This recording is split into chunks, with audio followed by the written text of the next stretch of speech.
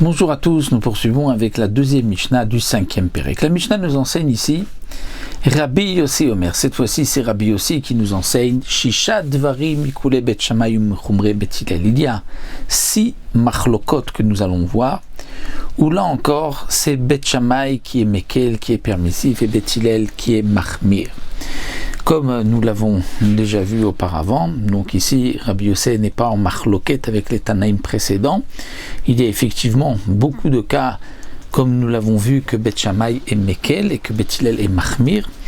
D'ailleurs, dans le reste du chasse, lorsque on se pose la question sur Bet Shammai et Bet Hillel, qui est-ce qui est Mekil ou Mahmir, la Masechet Eduyot fait référence. C'est-à-dire que si une machloket quelconque n'est pas marquée ici comme étant celle que Bet Shammai est Mekel et Bet Hillel est Mahmir, on considérera que c'est toujours donc le contraire, que c'est Bet Hillel qui est Mekel et que Bet Shammai est Mahmir. Donc ici, Rabbi Yossi vient nous enseigner 6 machlokot, 6 choses où c'est Bet Hillel qui est Mahmir. Premier cas. Donc là on rejoint Masechet Choulin concernant l'interdiction de Bassar Bechalav, du lait et de la viande, et comme nous le savons, l'interdiction de consommer de la volaille avec du fromage, avec du lait, n'est qu'une interdiction midera banane et non pas minatora. Minatora, ce n'est que de la viande d'une bête domestique, mais non pas de la viande de la volaille. Et donc, la volaille, le poulet, olé imagvina, à la shulchan, peut être mis sur la même table avec du fromage, venon echalmi, ne peut pas être mangé. Qui dit vrai Bet Shammai, d'après Bet Shammai. Bet Hillel omri meno olé venon echal. Bet Hillel nous disent non, de la même manière que la viande. Tu ne peux pas mettre sur la même table de la viande, donc de veau, de bœuf, l'agneau avec du fromage sur la même table, de peur que tu vas être amené à manger en même temps que la viande, tu vas manger du fromage. Donc les rabbis ont interdit de mettre sur la même table, au moment du repas, de la viande et du lait, de la viande et du fromage. Mais pour le off, pour l'oiseau, c'est là que nous avons une machloquette entre Bet Shammai et Bet Hillel. Bet Hillel nous disent Eno le venon echal, tu ne peux pas le monter sur la même table, donc la viande de la volaille avec du fromage ou du lait, et tu ne peux pas les manger. Bet Shammai me dit tu ne peux pas manger. C'est vrai qu'il y a une interdiction midera banane, mais il n'y a pas de xéra.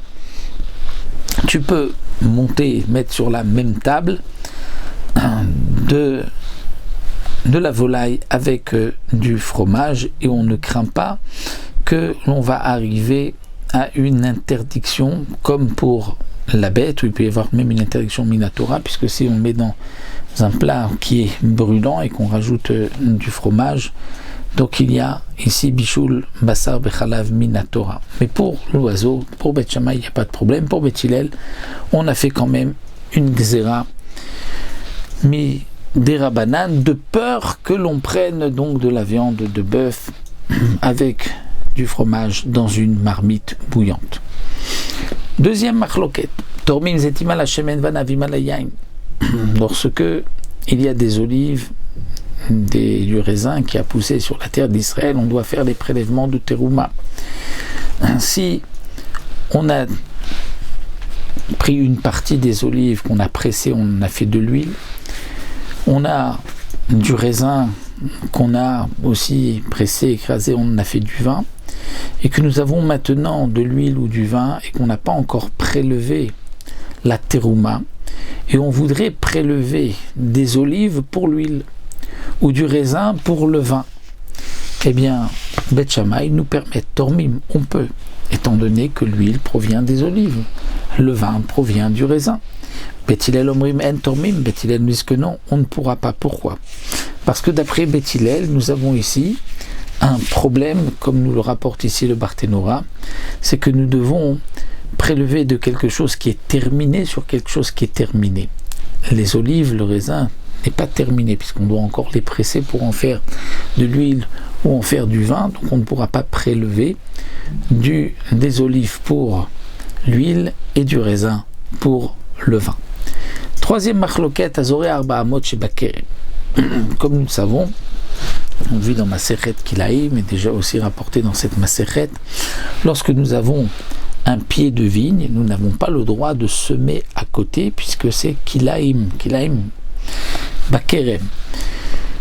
C'est-à-dire, on ne peut pas mélanger de la récolte avec la vigne. Lorsque nous avons un pied de vigne, on doit l'éloigner de Sit Fachim. Et si nous avons plusieurs pieds de vigne, donc un kérem, un verger, un vignoble, où il y a là-bas donc au moins 5 pieds de vigne, là on doit s'éloigner de Arba Amot, de 4 longs coudées, et pas seulement Sit Fachim. Ici la Mishnah vient nous dire, lorsque quelqu'un a zoré Arba Amot chez Bekerem, c'est-à-dire il a semé dans les Arba Amot, il ne s'est pas éloigné, et donc puisqu'il a semé, il va interdire pas seulement la récolte qu'il a semée, mais aussi les vignes qui sont à côté. Combien va-t-il interdire? Bet Shammai nous disent Kidesh Shura Achat. Il a été Mekadesh. Kidesh ici, c'est dans le sens qu'il va interdire, comme dit le Barthénoura, c'est le lachon de la Torah, Pentugda Shamelea, que ça va être interdit comme le Hekdesh, donc il va y avoir une interdiction, pas seulement d'en consommer, d'en tirer profit, une rangée de vignes qui est proche de ce que l'on a semé, qu'on a planté. Au Beth Hillel, nous disent qu'il est Teshurot, 2 rangées. Pour Beth Hillel, comme c'est marqué Tevuot à Kerem, donc on apprend que c'est au moins 2 rangées de vignes qui vont être interdites. Ça c'est pour donc Beth Hillel. Bien que généralement, lorsqu'on parle d'un kérem, on doit s'éloigner à Arba Amot, c'est toujours donc 2 rangées, il y a 2 pieds d'un côté, 2 pieds de l'autre, 2 pieds de vigne, et un 5e qui est aligné à une des 2 rangées. Pour Bet Shammai, même si c'est une seule rangée, on pourrait dire que c'est déjà considéré comme un kérem. 4e machloket, Ameissa. C'est quoi Ameissa? C'est de la farine qu'on a mis dans de l'eau brûlante. Et donc ça va cuire et s'épaissir là-bas. Bet Shammai Potrim disent qu'on est dispensé de prélever la chala. Ou Bet Hillel Mechayvim. Bet Hillel disent non, il faut prélever la chala. Donc cette pâte-là n'a pas été cuite dans un four. Donc c'est pour cela que Bet Shammai nous disent qu'on est dispensé de prélever la chala. Alors que pour Bet Hillel, on considère que une telle pâte est aussi considérée comme du pain et on doit prélever la chala bien que ça va cuire dans de l'eau bouillante. Une 5e machloket madbilin bechardelit qui devrait Bet Shammai. Chardelit, c'est, nous dit le Barthénoura, nous avons donc un petit ruisseau, un petit cours d'eau qui descend de la montagne et il n'y a que 40 CA, c'est la quantité donc d'un mikvé kasher. Il y a 40 CA du début jusqu'à la fin de ce cours d'eau. On pourra tremper des ustensiles, des kélim impurs dans cette chardélite, c'est-à-dire dans ce petit cours d'eau qui descend de la montagne, même s'il n'y a pas là où on va tremper 40 CA, mais il y a en tout, on associe tout ce qui descend, tout ce petit ruisseau, on associe aux 40 CA. Donc bien sûr, on va tremper des kélim, mais pas l'homme, puisque l'homme, pour pouvoir se tremper, il a besoin d'un 40 CA pour être complètement immergé. Mais un petit kéli, on peut le faire même s'il y a un peu d'eau, parce qu'on considère qu'il y a 40 CA dans tout le ruisseau. Bet Hillel omrim non, en madbilim, on ne pourra pas, il faut qu'il y ait 40 CA à un endroit, puisque, comme dit le Barthénoura, la chardélite ne peut purifier que si elle est béhashboren. Hashboren, c'est-à-dire que lorsque l'eau est réunie, stagne et se trouve à un endroit, et non pas lorsque l'eau est mesochalim, c'est-à-dire qu'elle va continuer de couler. Les Mefarshim rapportent que d'après Bet Shammai, quand même on peut s'étonner, puisque Bet Shammai est d'accord que lorsque nous avons donc une chardélite, donc cette eau-là, il faut qu'elle soit dans, comme c'est de l'eau de pluie, donc il faut que ce soit de l'eau qui stagne, qui soit dans un endroit. Donc comment se fait-il que Bet Shammai vont nous permettre? Lorsque c'est une source, même si l'eau continue de couler, c'est kasher comme mikvé, mais si c'est de l'eau de pluie, il faut que ce soit dans un endroit et que l'eau ne coule pas, ne sorte pas de cet endroit. Les Mefarshim rapportent au nom du Ravad, au nom des Rishonim, que ici on parle que nous avons effectivement une montagne, mais en bas de la montagne, il y a un bassin où l'eau stagne, reste là-bas, mais dans ce bassin, il n'y a pas 40 CA. Donc on va associer les 40 CA qui se trouvent donc le long de ce ruisseau qui arrive jusque ce bassin, mais on va tremper dans le bassin, on ne va pas tremper dans la Khardédi, puisqu'effectivement l'eau continue de couler. Mais pour Beth Hillel, ce n'est pas suffisant, d'après cette explication, parce que nous n'avons pas 40 CA dans un endroit. Nous avons maintenant une sixième marloquette. Ger Shenit Gayer Arve Psachim. Un converti qui s'est converti juste la veille de Pessah, avant Pessah. Est-ce qu'il va pouvoir faire son korban Pessah et le manger?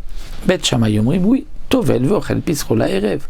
Il va pouvoir se tremper dans un mikvé et il mangera son korban Pessah le soir. C'est-à-dire qu'il n'a pas besoin de se purifier plus que cette tvila dans le mikvé qui est une tvila pour se convertir.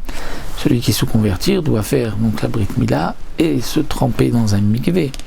Mais il pourra manger le korban Pessah. Pourtant, le guerre avait peut-être l'impureté d'avoir touché un mort.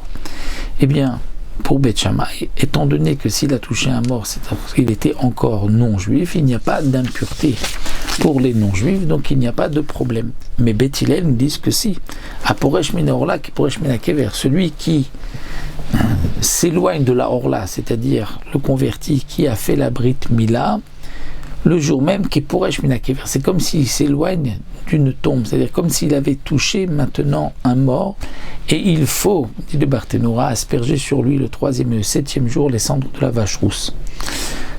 Pourquoi d'après Beth Hillel? Après tout, même s'il était impur, il était non-juif, il n'y a pas d'impureté pour les non-juifs. C'est que nous explique le Barthénora. Pour Beth Hillel, c'est vrai que théoriquement, il aurait pu aujourd'hui tout de suite donc, se tremper au mikvé et manger le soir le korban Pessah. Mais peut-être que l'année prochaine, il va être impur juste veille de Pessah. Il va toucher un mort.